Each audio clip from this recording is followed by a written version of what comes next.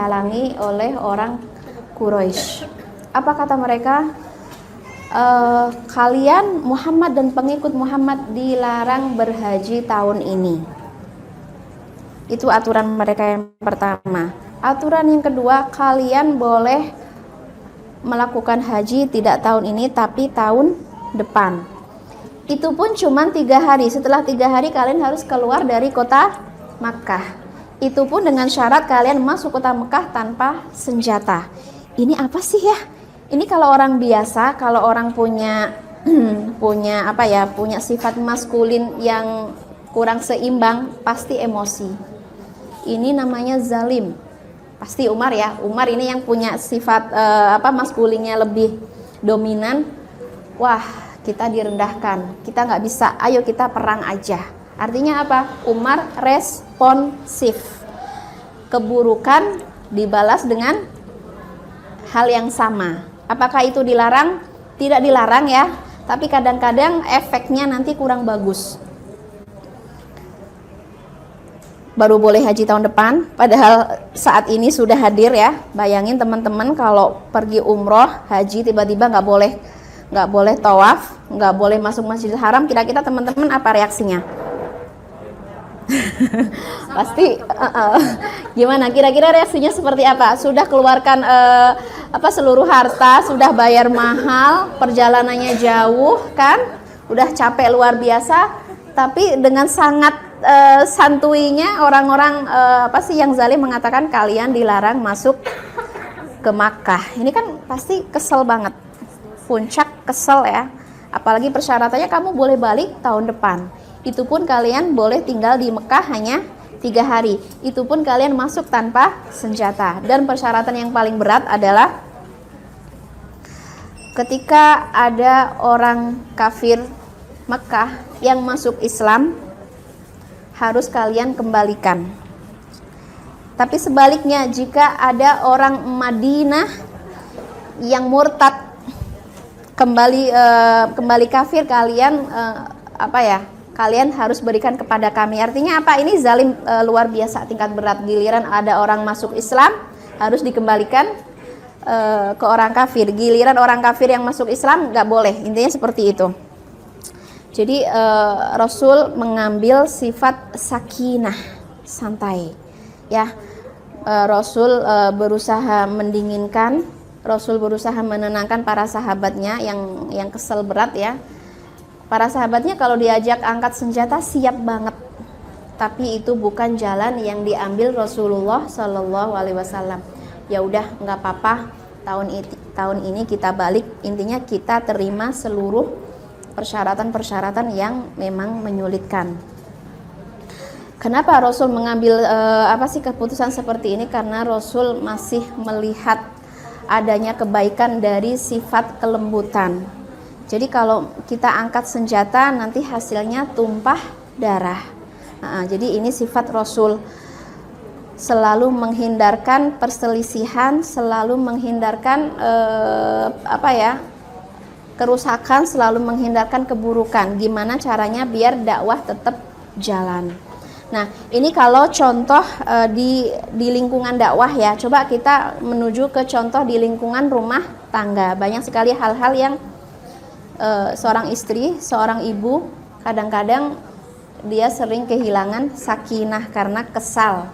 Bisa kesal dengan pasangannya, bisa kesal dengan anak-anaknya, dan kesal dengan siapapun, akhirnya dia nggak sakinah. Coba teman-teman masih ingat Sayyidah Khadijah juga punya sifat feminim, energi feminimnya sangat kuat. Sehingga Rasulullah ketika mendampingi Khadijah, dia hanya merasakan sakinah dan sakinah. Cirinya apa? Cirinya Khadijah la tasruh. Dia enggak pernah meninggikan suaranya sama sekali. Ya. Jadi sekecewa apapun, sekesal apapun berusaha untuk menjaga intonasi suara. Kadang-kadang kalau kita kecewa suara kita sudah rada aneh ya. Mau ngomong makan aja biasanya makan dulu yuk gitu. Ini makan aja ya. Jadi sudah rada aneh. Ini sudah sakinah kita sudah menghilang. Oke, Khadijah, apa ya? Salah satu ciri-ciri sakinah yang dia miliki, dia punya 3 sifat. Dia punya hams. Hams itu kata-katanya sangat lembut. Dia menghindari suara-suara yang keras. Kadang-kadang seorang ibu yang sudah terbiasa menyuruh anaknya sholat, saking terbiasanya dia lebih sering memakai teriakan. Udah azan, denger nggak? Nah,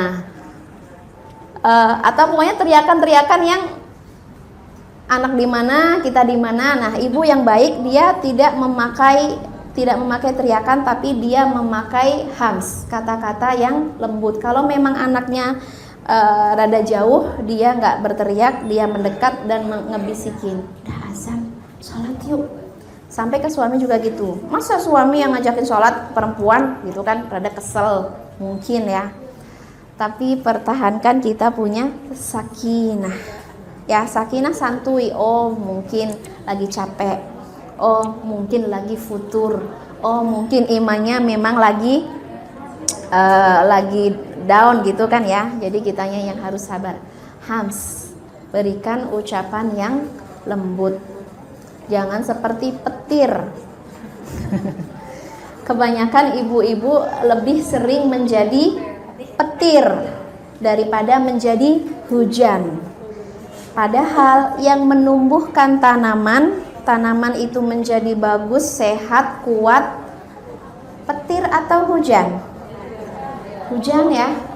Berikan sentuhan, jangan teriakan. Kalau petir sebagus apapun, sholat di telinga jadi nggak enak atau apa gitu ya. Pokoknya nasihat sebagus apapun, niat kita sebaik apapun, kalau kita ungkapkan dengan cara seperti petir, pasti orang akan tutup telinga, siapapun itu anak. Nah ini aku ingin nyebutin bahwa hal-hal seperti ini yang bisa merusak sakinah yang ada di hati kita atau di dalam rumah tangga kita.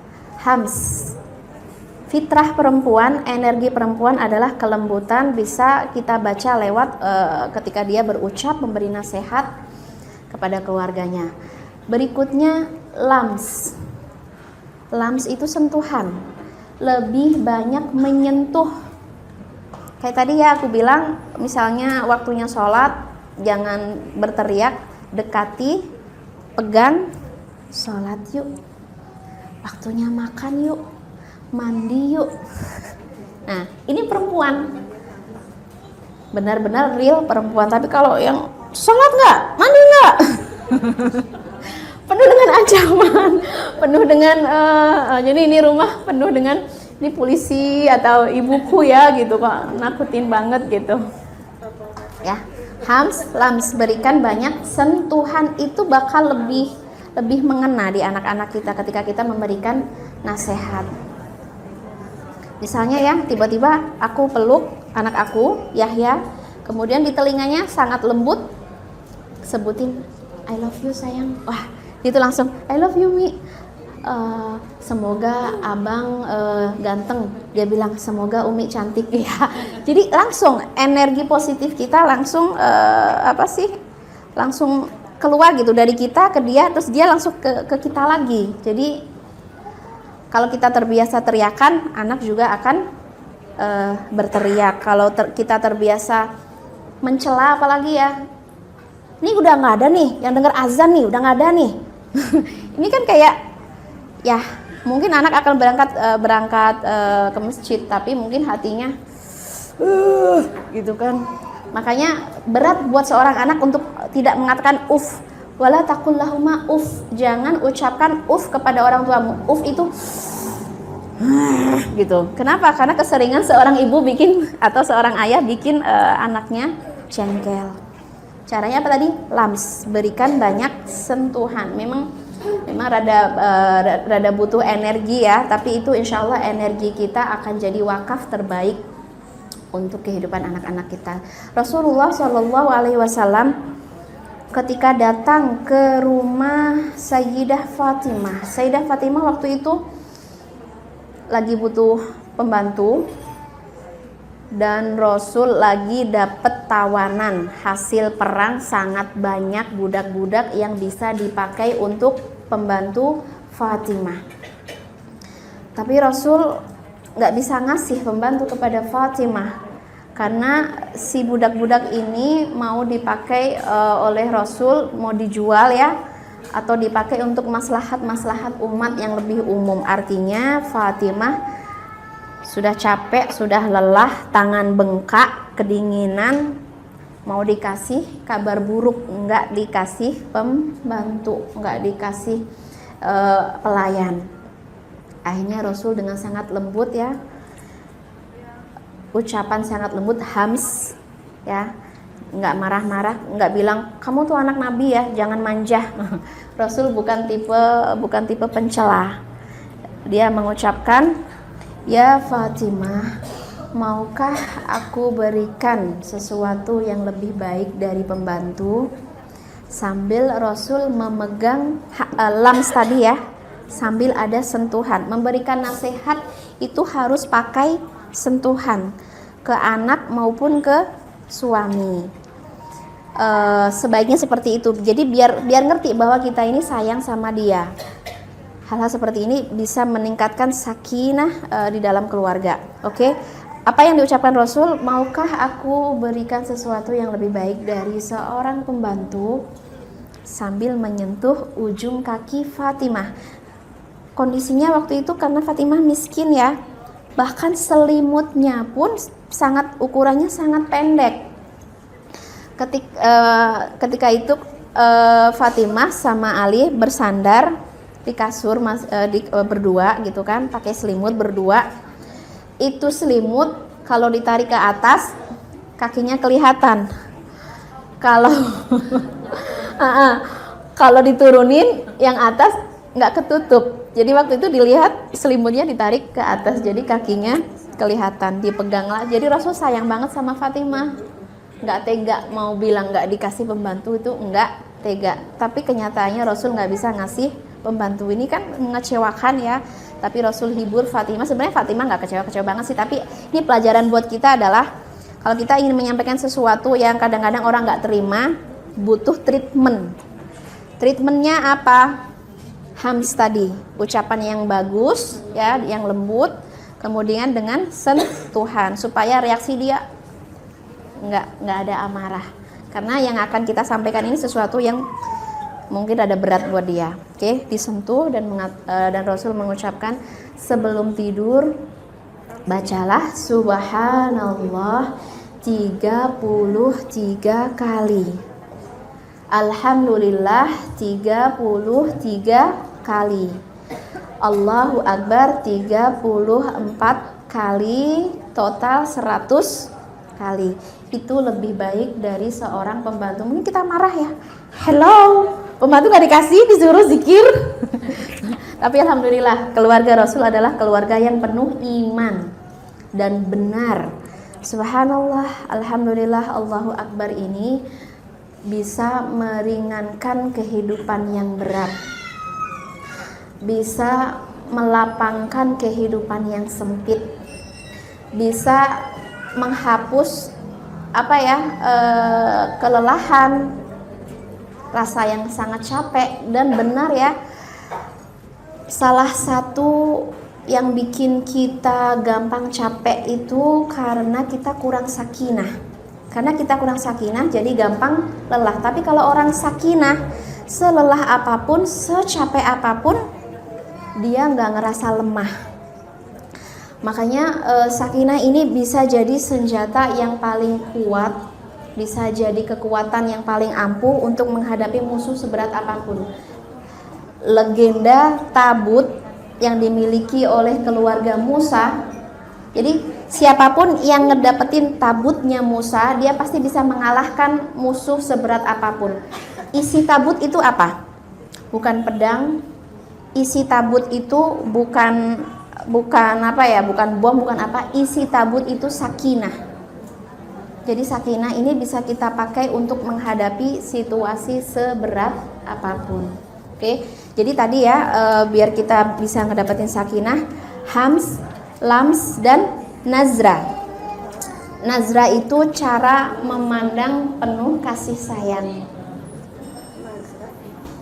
Ngelihat suami jangan kayak ngelihat musuh ya. Mungkin kita rada kesel, tapi berusaha nazra. Cara aku memandang suami ini ibadah. Cara aku memandang anak-anak adalah ibadah. Jangan sampai pas kita kesel kita pelototin anak-anak kita. Nah, ini nggak bagus, bukan contoh yang baik.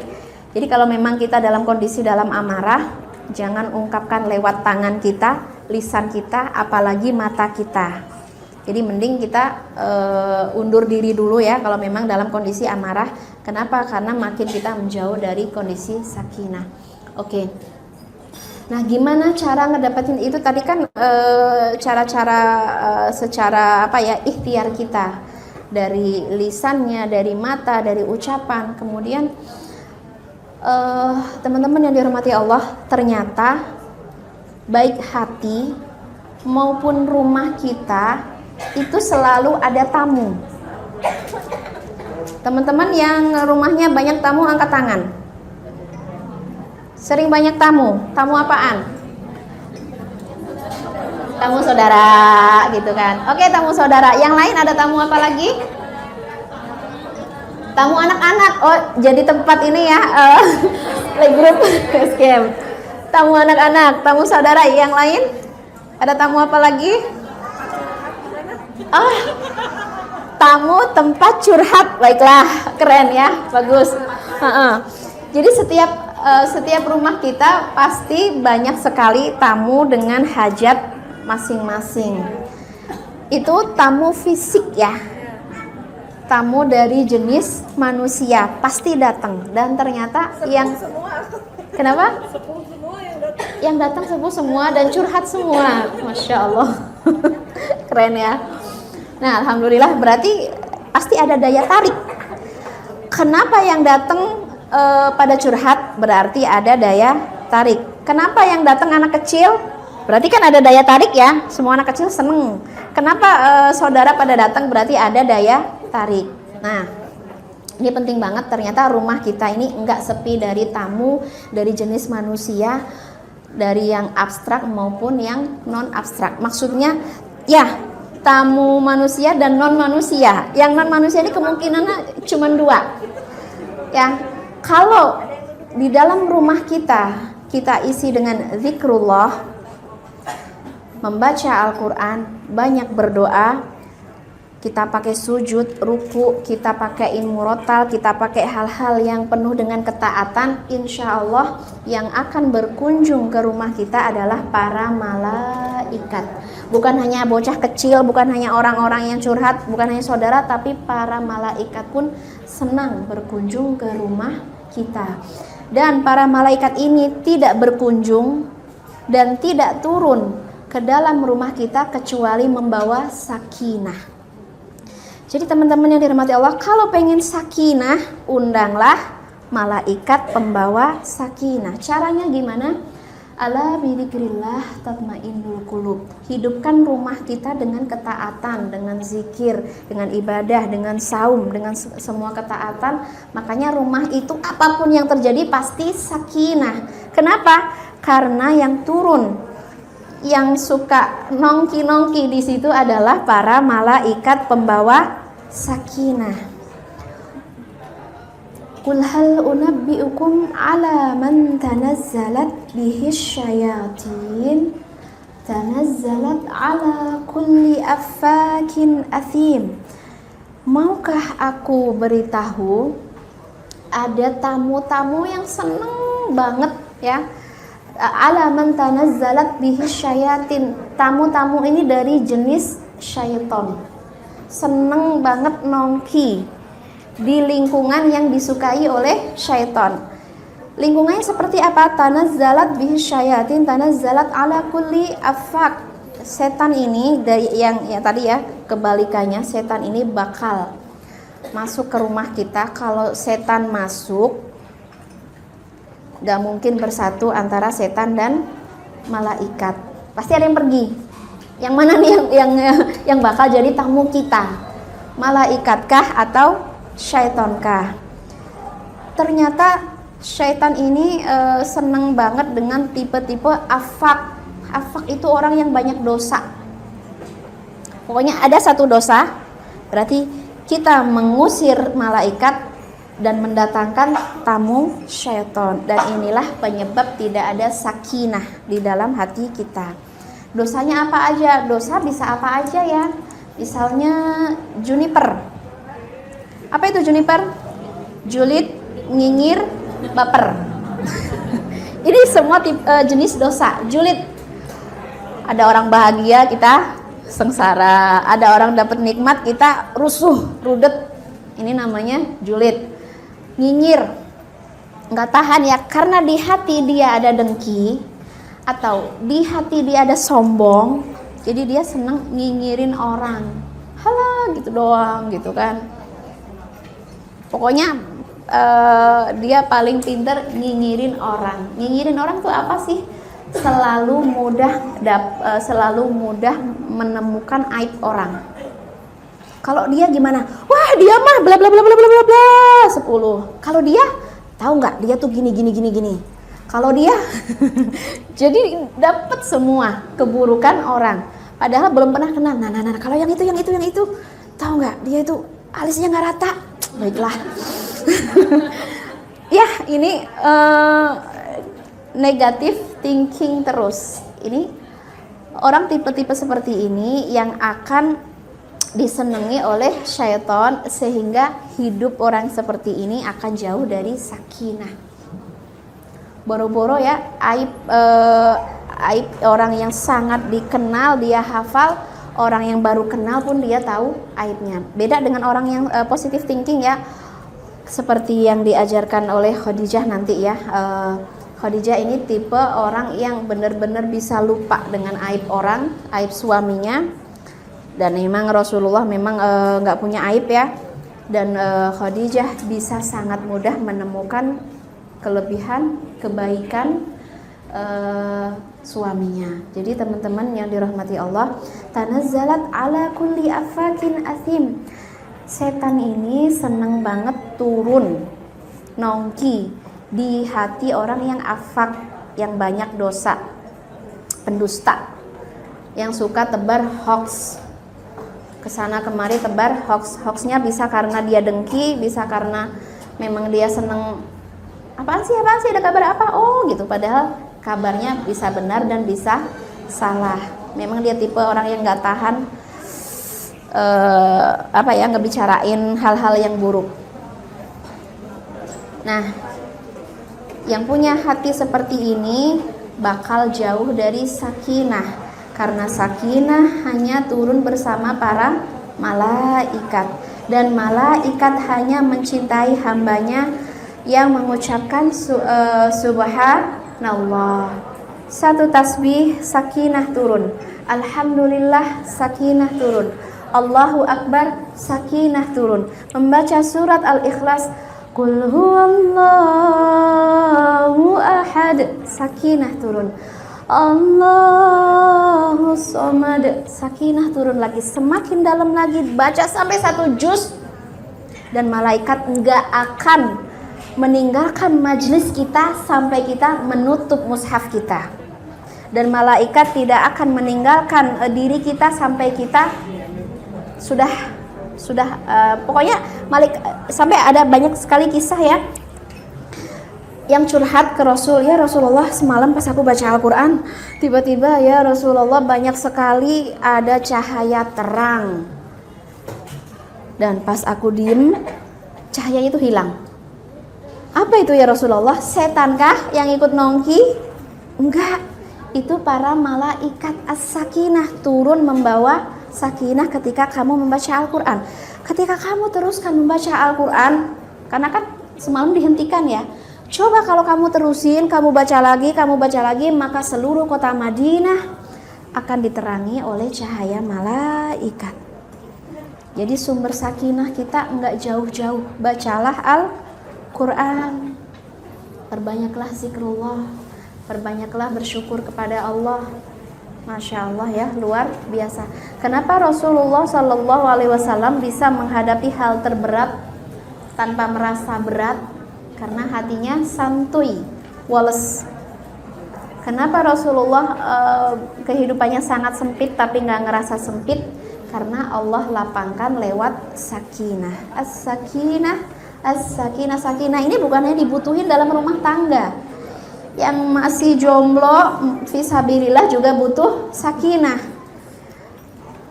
Banyak sekali yang jomblo fisabilillah kalau nggak sakinah dia bisa mengambil jalan-jalan pintas. Saya nggak sakinah, saya butuh tempat curhat. Akhirnya yang paling saya cocok adalah fulan. Ada seorang fulan yang dia perhatian banget sama aku, dia peduli banget sama aku gitu kan. Dipikir orangnya baik ya. Ya sebaik apapun kalau memang masih belum sah ya, itu bukan tempat atau bukan sakinah yang hakiki. Sakinah hakiki itu kalau sudah halal itu baru benar-benar sakinah. Tapi kalau yang belum halal, saya kok nyaman ya sama dia, sakinah kan nyaman ya. Kok saya nyaman ya sama dia? Nyamannya bisa jadi nyaman yang datang dari syaitan. Jadi teman-teman yang dirahmati Allah, sakinah ini kita pakai oh ya, saya kasih contoh lagi ya betapa sakinahnya Sayyidah Khadijah. Rasulullah Shallallahu Alaihi Wasallam suatu hari izin kepada Khadijah, wahai istriku, bolehkah saya pergi ke sebuah gua yang di sana saya ingin tafakur, ingin tahanus. Baiklah suamiku, silahkan. Mungkin ya kalau istri responsif, baiklah pergi saja. Aku juga akan mencari guaku sendiri.